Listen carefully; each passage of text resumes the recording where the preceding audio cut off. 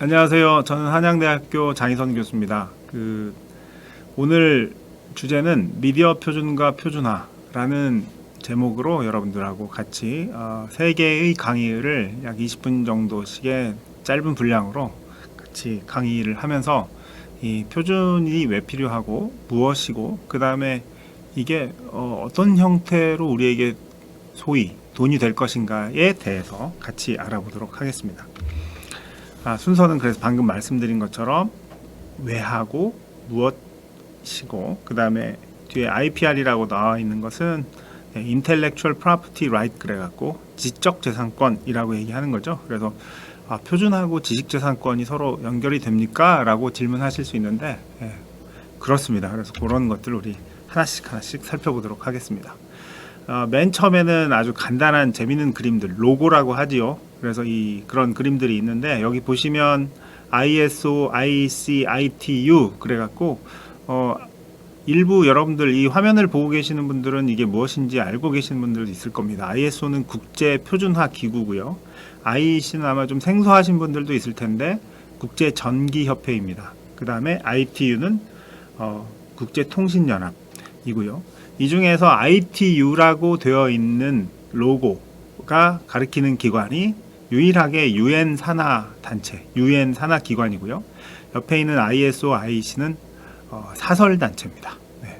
무슨 기구 그러면 UN에 소속되어 있어야 될 것 같은데 이 두 개는 표준만을 전문으로 만드는 사설 단체고요. 물론 이 두 단체는 저희 같은 일반인을 상대로 하는 것이 아니고 나라들을 상대하는 단체들입니다. 왜냐하면 국제 표준을 만들기 때문에. 그래서 오늘 설명할 많은 그 표준에 대한 얘기들을 일부 하겠지만 많이는 안 할 것 같습니다만 일부 하겠습니다만 이 ISO하고 IEC, ITU가 만들어내는 것들을 우리가 보통 공적 표준이라고 하고 이거 외에도 우리가 많이 쓰면 표준처럼 사용하는 것들이 있습니다.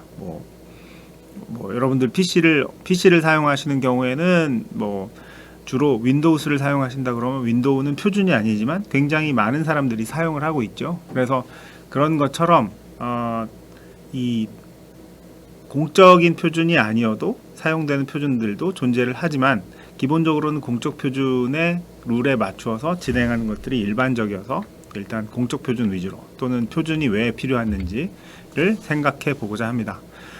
그래서 표준이 뭐냐라는 질문에 대해서 제가 ISO에 있는 홈페이지를 여러 해 전에 한번 들어가서 ISO 국제표준화기구에서는 도대체 표준을 어떻게 정의를 하고 있을까라고 찾아보았더니 지금 여러분들 화면에 보시는 것처럼 굉장히 복잡한 영어를 써놓았어요. 그래서 그 중에서 여러분들하고 같이 공유하고 싶은 단어는 딱 2개의 단어입니다. 빨간색으로 보이시죠? Documented Agreement. 그래서 굳이 번역을 하자면 문서화된 협정.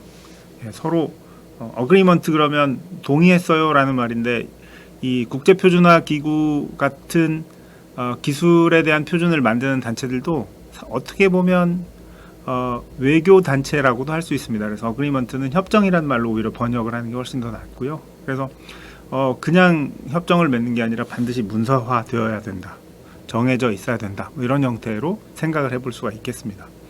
이게 무슨 말이야? 설명을 들었더니 더 어려운 것 같아요 라고 하실 분들이 있어서 그러면 도대체 최초의 표준은 무엇이었을까 하는 생각이 들지 않습니까? 그래서 최초의 표준이 무엇인지 한번 같이 여러분들하고 잠시 시간을 거슬러서 한번 생각을 해보도록 하겠습니다. 혹시 이런 그림을 본 적 있으십니까? 이거는 중세와 근세 사이에 그 유럽에 있는 화가가 그린 그림입니다. 이 그림은 무엇을 상상해서 그린 그림이냐면 성경에 나오는 바벨탑을 상상해서 만든 그림이고요.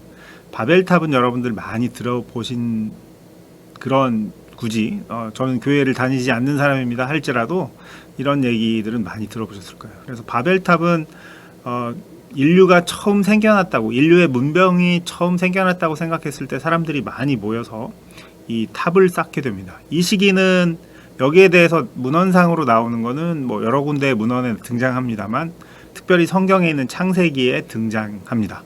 성경 창세기에 보면 이 시기가 언제였냐면 노아의 홍수가 막 끝난 시기입니다. 노아의 홍수는 어떤 얘기였는지 많은 분들이 아시겠지만 사람들이 죄를 많이 지어서 하늘에 있는 하나님이 그 노아와 노아의 가족 8명을 빼놓고는 나머지는 다 물 홍수로 전멸시키는 그런 사건이죠.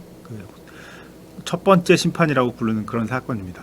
자, 그 이후에 사람들이 바벨탑, 바벨이라는 곳에서 탑을 세웠다고 해서 바벨탑인데 왜 탑을 세웠을까요?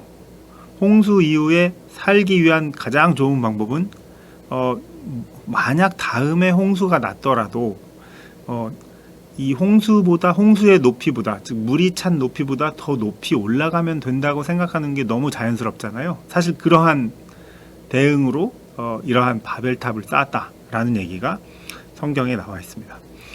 사실 그 성경에는 어떤 얘기도 나와 있냐면 노아와 하나님의 약속이 있었습니다. 어떤 약속이 있냐면 다시는 홍수로 멸망시키지 않는다는 약속이 있긴 했지만 그 이후에 다시 번창한 그 인류는 하나님과의 약속을 믿는다기보다는 그냥 우리 힘으로 우리가 살면 안 될까? 우리가 산처럼 높은, 또는 성경에 보면 하늘에 닿을 만한 그런 높이의 탑을 쌓으면 되지 않겠느냐라고 생각해서 쌓는데, 자, 문제는 성경에 보면 이 사건이 하나님의 귀에까지 들어갑니다. 그래서 이런 괘씸한 놈들을 봤나 해서 어느 날 하나님이 천사들과 함께 내려와서 사람들의 말을 흐트러뜨려 놓는다라는 얘기가 됩니다. 그래서 그 흐트러 놓는다라는 뜻, 혼돈시켰다라는 뜻이 바벨의 어원 속에 들어 있습니다. 그래서 뭐 말이 흐트러뜨려지면 무슨 일이 벌어집니까? 라고 생각하면 당연히 말이 서로 안 통하겠죠. 그래서 이 지금 보시는 그림처럼 그 바벨탑을 짓는 작업이 그냥 중단이 되고 그냥 뿔뿔이 흩어지게 되었다라는 얘기가 성경에 나와 있습니다.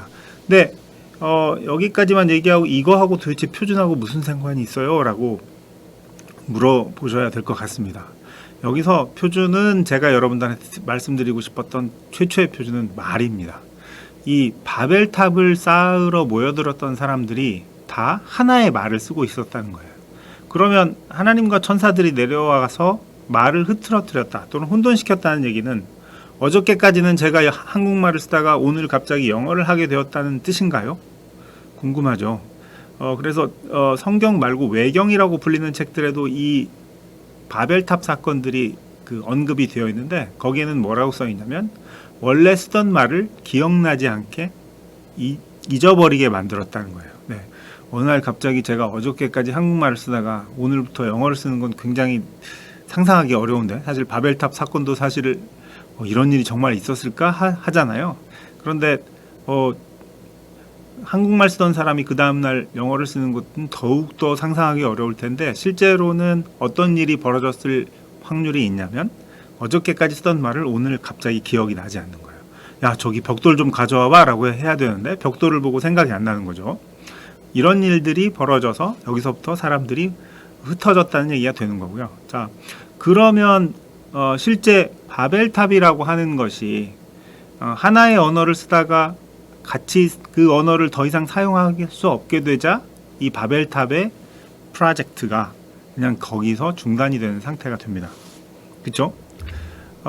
요거는 그 다음 그림은 역사에 대해서 역사가라고 하죠. 헤로도투스라고 여러분들 들어본 적이 있었을 겁니다. 그래서 이 헤로도투스라는 그리스 역사가가 이 바벨탑이 있었다고 생각되는 지역에 방문을 해보고, 바벨론이죠.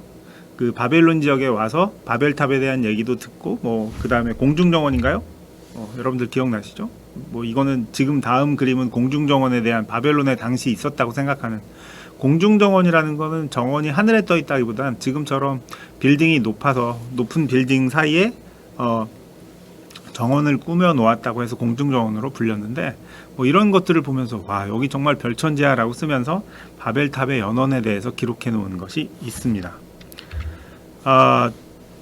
바벨탑 얘기가 아직 덜 끝났어요. 실은 지금 여러분들 보시면 지금 전 세계에서 가장 높은 빌딩들을, 이것도 조금 된 자료입니다. 예쁘게 인터넷에서 정리해 놓은 곳이 있는데, 여기에 보면 우리나라에 있는 롯데빌딩도 빠져 있어요. 롯데빌딩이 제가 알기로는 한 6위 정도 되는데 6번째에 우리나라 건물들이 없죠. 자, 근데 여기서 1등 건물은 아직까지 안 바뀐 걸로 알고 있습니다. 1등 건물이 여러분들 화면에 왼쪽에 보시면 두바이에 있는 부즈 칼리파인가요? 뭐 발음이 좀 어려워요. 그 건물인데 그 건물의 높이가 지금 보시면 670m로 보이시죠? 제일 높은 건물이 670m입니다. 그러면 바벨탑의 높이는 얼마였을까요? 그 외경의 기록에 보면 바벨탑의 높이는 약 2.5km 정도 됩니다. 아직 1km가 되는 건물이 없어요. 근데 그 당시에는 2.5km 정도까지 탑을 쌓다가 그만두었다라는 기록이 있습니다. 그 탑 지금 어디 있어요? 지금은 없죠. 네. 어느샌가 만약 그 탑이 존재를 했었다면 그 탑은 무너졌을 겁니다. 자, 중요한 것은 그 탑이 바벨탑이 2.5km짜리 빌딩이 정말 그때 존재했었는지는 우리는 모르지만 한 가지는 확실합니다. 전 세계의 언어가 하나였을 때 사람들이 오늘날에서도 굉장히 이루기 어려운 일들을 그 당시에 하려고 했었구나라는 걸 알 수가 있습니다. 그렇죠? 그래서 실제로 성경에 보면 다니엘서 12장 4절이라는 곳에 보면 말세가 되면 마지막 때가 되면 사람들이 빨리 왕래하고 지식이 더한다는 말이 있는데 지금 제가 이 자리에서 말세라고 주장하는 건 전혀 아니고요. 우리 인류 역사를 보면 지금처럼 우리가 빨리 왕래하거나 지식이 더해지는 시기는 없었다고 보아집니다. 그러면 지금 우리는 또 다른 바벨탑을 만들 수 있는 거냐라고 생각해 보면 일단 말이 통일이 되어야 되겠죠. 제가 여러분들한테 던진 화두에 의하면 말이 통일이 되었나요? 지금 제가 여러분들한테 쓰는 말은 여전히 한국말입니다. 한국말은 전 세계 수십억 명 가운데 뭐 몇 억 명까지 되려나 싶은 정도의 사람들이 1억도 안 되는 사람들이 쓰는 언어일 것 같아요. 자, 그런데 여러분들 전 세계를 하나로 만약 묶는 바벨탑과 같은 기술이 있다면 그거는 오늘날 인터넷이라고 부를 수 있을 것 같아요. 그 인터넷에서 전 세계에 있는 컴퓨터, 뭐 휴대폰, 여러 가지 컴퓨팅 장비들을 다 하나로 묶어내는 이 통신망이 사용하는 말을 인터넷 프로토콜이라고 하는 말씀을 여러분들 들어본 적이 있을 겁니다. 이 프로토콜이란 말을 여러분 어원을 살펴보거나 사전을 찾아보면 언어라는 뜻이 같이 들어 있습니다. 우리는 한국말을 쓰고 우리는 영어를 쓰고 어떤 사람은 불어를 쓰지만 실제로 컴퓨터는 인터넷은 한국말을 사용하지 않고 영어 사용하지 않고 인터넷 프로토콜이라는 용어 하나를 사용해서 전 세계가 다시 하나가 되고 있습니다. 그쵸? 그래서 말이 하나가 된 것, 여기서는 인터넷 언어인 인터넷 프로토콜이 되겠습니다만 이거 표준이 다시 위력을 잡아서 거대한 위력을 만들고 있다라는 얘기로 말씀을 첫 번째 얘기를 드렸습니다. 그래서 무언가가 하나가 되면 무엇인가 하나가 되면 영향력이 생기겠구나. 또 그 영향력이 그 자체에만 영향을 미치는 게 아니라 다른 것에도 영향을 미치겠네 라는 얘기를 그러면 말 말고도 다른 것들이 영향력이 있을 수 있나요? 하는 얘기로 이제 넘어가고요. 그러면서 두 번째로는 아까 교통이 좋아진다고 얘기를 했었는데 까짓 거 교통수단에 대한 얘기를 좀 같이 해보도록 할까요? 지금 화면에 보시면 KTX 열차가 있고 고속열차죠. 또 하나는 버스가 있습니다. 그래서 보통은 이렇게 온라인으로 녹화가 되는 것이 아니고 제가 수업 시간이나 강연에 나가서 여러분들이 앉아 계실 때 질문을 합니다. 둘 중에 어떤 게 길어요? 그러면 당연히 기차가 길겠죠. 둘 중에 어떤 것이 더 넓어요? 폭이 어떤 게 넓습니까? 라고 물어보면 손을 드시는 분들이 반반으로 거의 갈립니다. KTX가 더 넓다고 생각하시는 분들도 있는가 하면 또 어떤 분은 고속버스 타보니까 굉장히 넓던데요. KTX보다 넓었어요. 그래서 KTX보다 고속버스가 훨씬 넓었어요 라고 생각해서 버스가 더 넓다고 주장하시는 분들도 있습니다. 어떤 게 더 넓을까요? 보통 여기서 이 질문 가지고 응답하고 서로 주고받으면서 5분 지나는데 녹화 강의라 그건 할 수는 없고요. 답부터 알려드리면 열차가 훨씬 넓습니다.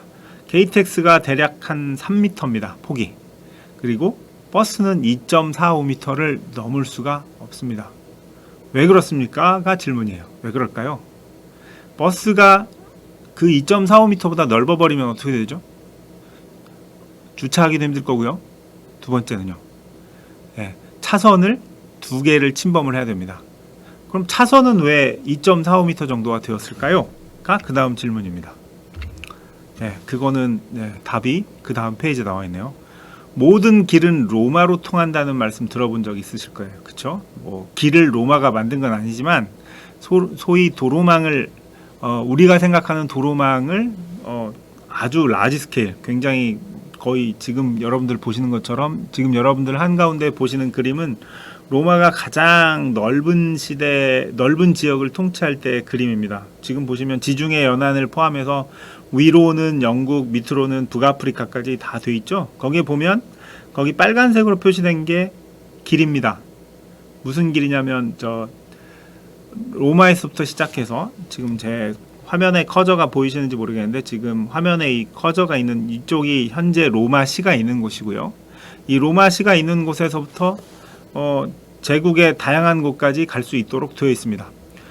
왜 가요? 그때는 고속도로도 아니고 뭐 차가 있는 것도 아니었는데 로마 하시면 생각나는 영화 중에 배너가 있을 거예요. 그 배너라는 영화에 보시면 전차들이 있습니다. 뭐 한두 사람이 타고 앞에 말 뭐 두어 마리 정도가 몰고 전쟁할 때 쓰는 전차들인데요. 그 전차 부대가 로마시에서부터 출병을 해서 로마 전 지역에 소위 그 밀란이나 반란을 제압하려는 목적으로 이 길을 만들었습니다. 그 길의 넓이는 얼마가 됐었냐면 당시 전차의 넓이만큼 됐어야 했겠죠. 그 전차의 넓이가 대략 2.3에서 2.4m 정도 됐습니다. 오늘날 버스 넓이하고 굉장히 유사하네요. 그래서 그때 로마에서 만든 게 오늘날 전 세계의 도로 표준, 도로 넓이의 표준이 되었다는 거죠. 그거에 대한 증명을 하실 수 있어요? 라고 물어보시면 이 그림을 여러분들하고 같이 볼 수 있는데요. 자, 이 그림이 어딘지 아시겠습니까? 여기는 로마에서 조금 떨어져 있는 폼페이라는 도시입니다. 폼페이는 그 바로 옆에 화산이 있어서 화산이 펑 터지는 바람에 화산재가 덮여서 한순간에 멸망한 도시로 알려져 있죠. 그래갖고 거기에서 많은 유물들도 나오고 했었는데 최근에 지금 여러분들 보시는 것처럼 다시 다 걷어내고 유물을 발굴해내서 이 도로의 도로망을 다시 복원해냈습니다. 최근에 만든 도로가 아니라 옛날 도로망이고요.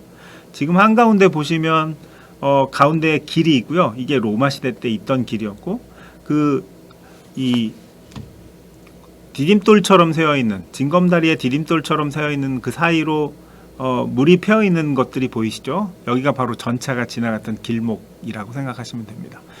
전차 길목 전차보다 훨씬 더 넓어요 라고 해서 2.4m보다 넓어 보입니다 라고 얘기하실 수 있는데 지금 제가 말씀드린 거는 전차가 통과할 수 있는 최소 폭은 확보를 해야 된다는 말씀이에요. 그래서 그보다 넓은 건 상관이 없어요.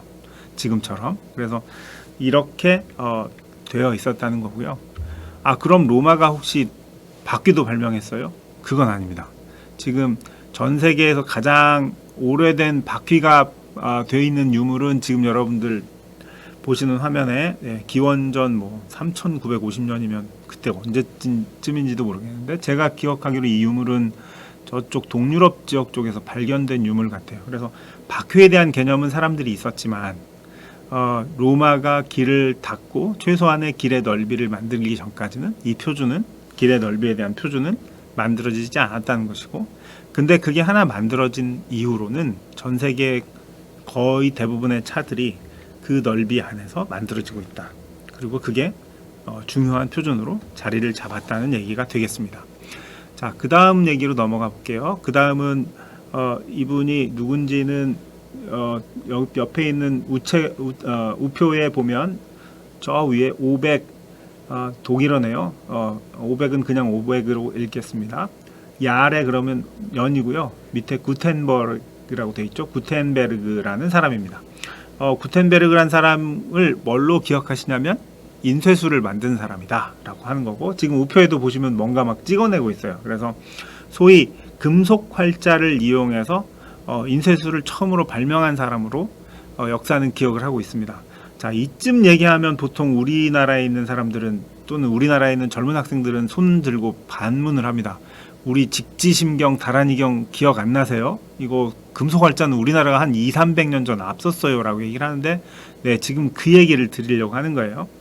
구텐베르그가 인쇄술을 발명해서 제일 먼저 한 일들 중에 하나가 성경책을 찍은 일입니다. 이 성경책을 찍은 일인데, 뭐 성경책 찍는 거 전 세계에서 지금도 제일 많이 찍어내는 책이 단일 종류로 따지면 성경책인데 뭐 그게 놀라운가요 싶은데, 그 전까지는 소위 구텐베르크가 살았던 시기가 1400년, 1450년 사이고요.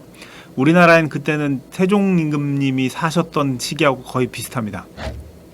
그러니까 우리나라는 한글이라는 우수한 걸 창제하는 시기에, 이 구텐베르그는 당시 구텐베르그의 직업은 인쇄소를 처음부터 하지 않았어요. 인쇄소가 없었잖아요.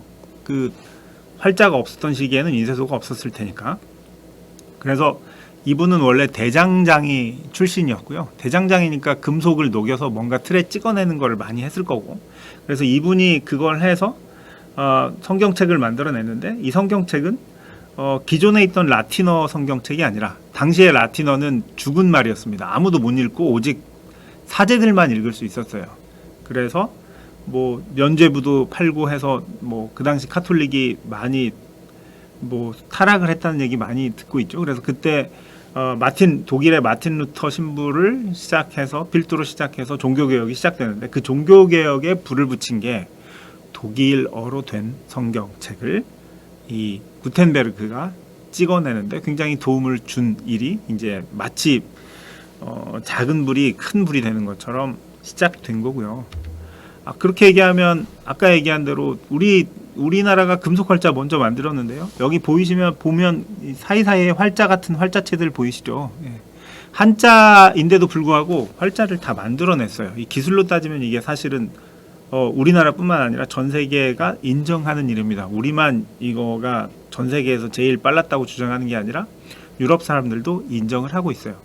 그런데 여기서 질문은 뭐냐면, 우리는 왜 성경을 찍어내지 않았느냐는 거죠. 한 200년 전에, 그 고려시대 때, 그러면 왜 이 금속 활자가 일반인들이 볼 수 있을 만큼 널리 퍼지지 않았느냐. 크게 두 가지 이유가 있습니다. 지금 여러분들 눈앞에 보이시는 건 뭐예요? 한문이죠, 한문. 중국말입니다. 중국말의 알파벳은 총 몇 개죠? 라고 제가 중국 학생들한테 물어봤어요. 저의 수업을 듣는. 잘 몰라요. 기록을 살펴보면 한 30만 개 된다고 주장하시는 분도 있고, 또 어떤 분들은 뭐 3,000자면 충분하다는 사람도 있고, 뭐 지금 현재 중국에서 사용하는 건 한 3,000자면 충분하다는 걸로 되어 있는가 봅니다. 뭐가요? 알파벳의 개수가요. 우리나라는 몇 개인가요? 28개 정도 되죠. 영어 알파벳은 26글자면 됩니다. 자, 그러면 책을 하나 만들기 위해서는 이 활자를 몇 개씩 만들어야 돼요? 3,000개만 있으면 되나요? 같은 글자가, 여기도 보시면 여기 말씀원처럼 생긴 게 여러 번 나오네요. 같은 글자가 또 아니불자가 또 나오잖아요. 그래서 여러 개 나오는 것들은 여러 벌 가지고 있어야 되는데, 만약에 내가 이걸 전문 인쇄를 하겠다 그러면 한자는 굉장히 많은 세트를 가지고 있어야 되죠. 그래서 실제로 이 당시에 우리가 금속 활자든 목판 활자든 이 활자를 가지고 인쇄하는 거의 목적은 다수의 보급을 목적으로 하는 게 아니라, 이 책 자체를 활자로 보존해서 누군가가 필요하면 언젠가 다시 인쇄를 하겠다, 그 목적 이외에는 없었습니다.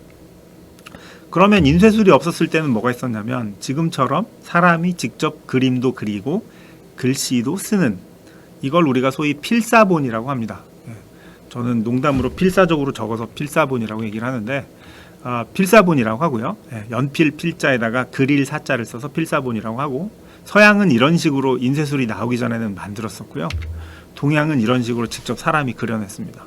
그래서 조선시대 때에도 우리가 금속 활자를 가지고 있었음에도 불구하고 한석봉 같은 굉장히 글씨를 잘 쓰시는 분들이 필요했던 이유가 뭐냐면, 여러분들이 만약 조선시대에 태어나서 서당을 다니셨으면 그 서당 옆에 있는 책방이 별도로 존재해서 책을 파는 게 아니라, 여러분들이 직접 쓰셔서 형들이 가지고 있던 책을 직접 필사해서 여러분들의 책을 만들어야 했을 확률이 굉장히 높았고요. 그래서 여러분들 글씨를 잘 쓰는 게 굉장히 중요했던 거죠.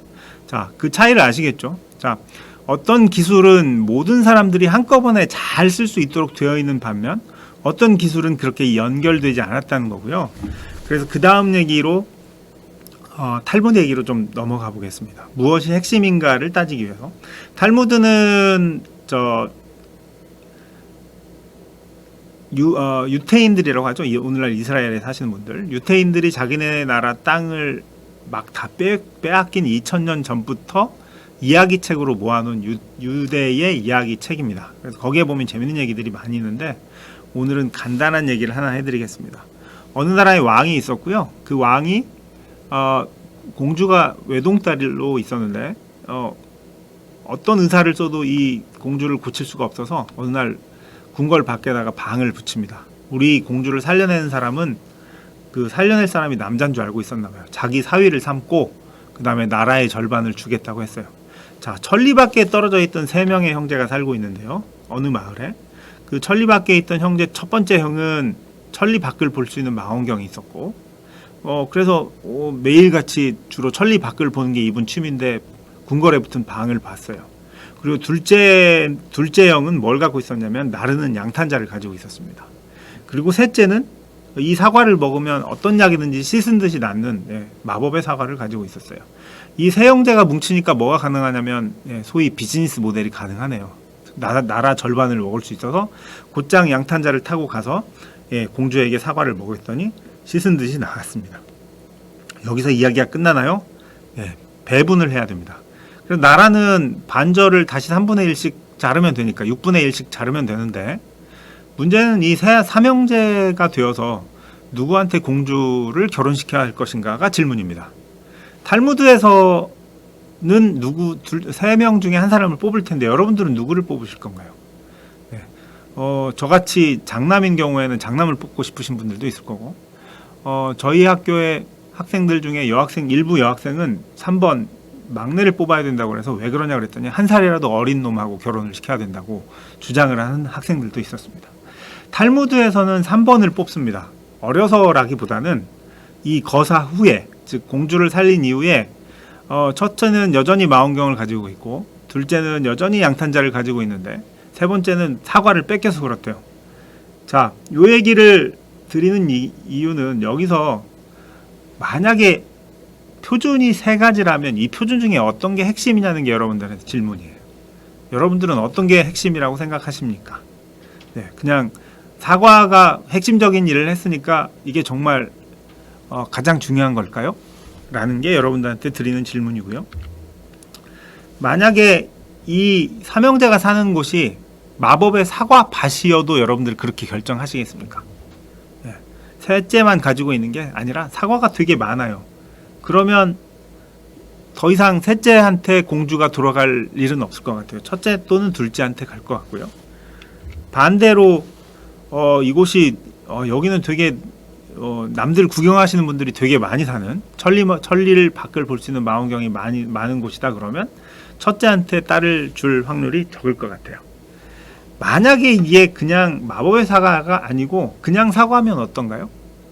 그냥 사과면 여러분들 이마트에서 여러분들 또는 뭐 롯데마트에서 여러분들 사과를 사 먹을 때 그 사과 하나가 1,000원이라고 치면 사과를 재배한 그 농장 주인은 그 중에 얼마를 가져갈 거예요? 또는 이마트에서는 얼마를 뗄까요? 또는 그거를 배달해준 운송사는 얼마를 뗄까요? 일반적으로는 그 사과 농장 주인이 제일 적은 돈을 갖습니다. 그쵸? 자, 마찬가지로 우리가 핵심이 어디에 있는지를 찾아야 한다는 겁니다. 그래서 표준에도 표준이 있다고 해서 다 그것이 영향력이 높은 것이 아니라 어떤 표준이 소위 마법의 사과처럼 이거 아니면 꼭 안 되는 그런 표준이 될 것인가를 우리가 생각을 해야 된다는 말씀을 드립니다. 그러면서 이제 다시 아까 노아의 홍수를 얘기를 했었는데요. 노아 홍수를 잠깐만 다시 돌아가도록 하겠습니다. 노아의 홍수 얘기를 하면서 노아의 홍수 때 그 노아의 가족들 8명과 그 속에 타고 있던 동물들은 최소한 한 쌍 이상씩을 태워서 이 속에 살아남았다는 얘기가 있는데 성경책에 보면 여기에 대한 그 사이즈가 나와 있습니다. 별게 다 나와 있네요. 그죠? 하나님께서 노아에게 야 너는 이 배를 만들 때 요걸로 만들어 해서 배는 배다워야 될 텐데 마치 강의 시간에 이런 말씀 좀 드려서 그렇지만 약간 얼핏 보면 관짝같이 생긴 그런 그냥 별로 배의 기능보다는 그냥 둥실둥실 떠있기만 할 수 있을 정도의 그런 건데 여기에 보면 높이를 여러분들 보이시나요? 이거를 쓴 사람은 FT, fit라는 개념으로 썼어요. 515핏, 86핏, 51핏인데 요거를 성경에는 뭐라고 써놨냐면 300규빗, 50규빗, 30규빗이라고 해놨습니다. 성경책엔 이거 말고도 굉장히 재밌는 수학적 개념들이 많이 들어있는데요. 솥을 만들면서 솥의 직경과 솥의 그 직경에 따른 원주, 솥의 둘레를 얘기를 하고 있습니다. 그 원주를 알려면 우리 3.14259 하는 파이를 알아야 되잖아요. 성경에서는 그걸 3이라고 얘기를 해놨어요. 그러니까 3.14에서 0.14를 빼놓고 얘기를 하고 있으니까 예, 중요한 건 성경은 틀렸네요가 아니라 성경에서 이미 파이의 개념이 들어있다는 말씀을 드리려고 하는 거고요. 자, 여기서 이 얘기를 드리는 건 규빗이 얼마나 큰 거냐라고 하는 거예요. 얼마나 긴 거냐. 규빗은 지금 화면에 보이시는 것처럼 여러분들 팔꿈치부터 손끝까지의 거리입니다. 이게 일정한가요? 사람마다 다 다르겠죠. 남자 다르고 여자 다르고 어린아이마다 다 다를 거예요. 이 길이가 서로 달라요. 길이가 다른 거가 얼마만큼 흘러왔냐면 꽤 오랫동안 흘러왔습니다. 이 규빗이 사용될 때는 언제였냐면 우리가 기원 전이라고 생각되는 거고, 기원 전에 있었던 지도 중에 하나는 지금 여러분들 보시는 지도처럼 기원전 대략 한 220년에 에라스토테네스면 그 지구의 반지름인가요? 그거를 만드신 분인가요? 제가 그렇게 기억하고 있는데, 당시에 살던 그 세계는 우리나라를 완전히 빼먹고 중국도 빼먹고, 네, 유럽 일부, 아프리카 일부, 다음에 근동 지역이라고 하는, 네, 중동 지역 일부를 포함해서 그 당시의 세계로 알고 있었고요. 점점 사람들이 세계가 커져가는 거를 알고, 심지어는 우리가 평평한 땅에 살고 있다고 알던 거를 이제는 큰 구, 그래서 지구라고 부르잖아요. 스피어, 예, 원구상에 살고 있다는 걸 알게 되면서부터는 그러면 우리 제대로 측정해야 되지 않을까 해서, 여러분들 지구의 둘레는 얼마냐면요, 지금 여러분들 여기 나와 있네요. 지구가 약간 자전하면서 적도 주변이 뚱뚱해졌어요. 그래서 적도 주변은 4만 75km, 북극 지역은 4만 8km인데 어떻게 4만 근처로 떨어지죠? 라고 질문하시고 싶으신 분들이 있을지 모르겠는데, 왜 4만인가요? 이거는 프랑스 사람들이 그렇게 정의를 했어요. 원래 지구가 완벽한 구라고 생각하고 지구의 둘레를 4만 킬로미터라고 정하자라고 생각했어요. 아니, 미터가 있는데 미터 길이가 정해져 있을 텐데요. 네, 반대로요. 지구의 원주가 4만 킬로미터라고 가정하고 그걸 4만 분의 1로 줄여서 미터로 사용하자라고 해서 오늘날 미터가 나와 있습니다. 그래서 나중에 여러분들 프랑스 파리에 가시면 여기 밑에 주소 있습니다. 75006 해서 75006이면 굉장히 파리 중심가에서 멀지 않을 것 같아요. 그래서 미터가 요랬어요 하고 그 미터의 길이를 아예 딱 박아놓은 게 있어요. 그래서 미터는 엄밀하게 따져서는 프랑스 규격이었다가 전 세계 규격이 되었습니다. 시간상 미터가 어떻게 만들어졌는지에 대한 재미있는 얘기는 그냥 지나가도록 하겠는데요. 오늘날 미터는 이거보다 훨씬 더 정밀한 방법으로 측정을 하죠. 우리가 예전에 1초를 측정하던 방법하고 오늘날은 원자의 진동수를 따져서 측정하는 방법이 다른 것처럼 이렇게 달라졌긴 했습니다만, 네, 그래서 점점 사람들이 이 미터가 되어서부터 과학기술 발전이 더 빨라졌네요. 아까 마지막 때에는 뭐 왕래가 빨라지고 지식이 증가한다고 그랬는데, 모든 움직이는 수단, 측정의 수단에서 미터를 빼놓고 설명할 수는 없겠죠.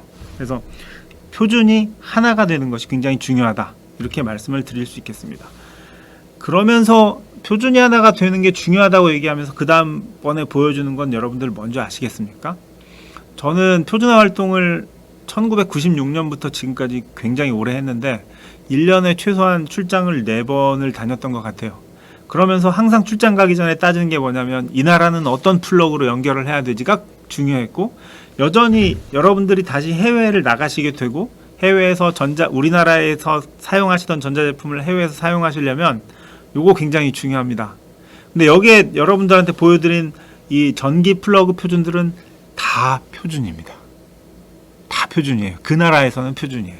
자, 그럼 아까 제가 드린 말씀하고 충돌되네요. 경우에 따라서는 표준들이 많다는 거예요.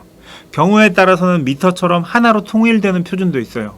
최근까지는, 가장 최근까지는 킬로미터를 사용하지 않고 영국이나 미국은 마지막까지 마일을 사용했었다가 요새는 많이 킬로미터로 돌아오긴 했었습니다. 그거에 관련돼서도 재미있는 일화들이 많이 있지만 그것까지 얘기했다가는 여러분들 지루해 하실 것 같아서 가지는 않겠습니다만, 결국 표준은 어떤 표준이어야 되느냐면 하나로 통일되었을 때, 하나의 표준일 때 더 위력이 있는 표준이 된다. 이렇게 말씀을 드리면서 첫 번째 얘기를 마무리하도록 하겠습니다. 다음 시간에는 그러면 미디어 표준과 표준화를 통해서 굉장히 지금까지는 표준이 왜 필요한지에 대한 말씀을 드렸는데, 다음 시간에는 미디어 표준은 그럼 무슨 표준이고 무엇을 말씀하시는 거예요? 라는 거에 대한 걸로 계속하도록 하겠습니다. 네, 들어주셔서 감사합니다.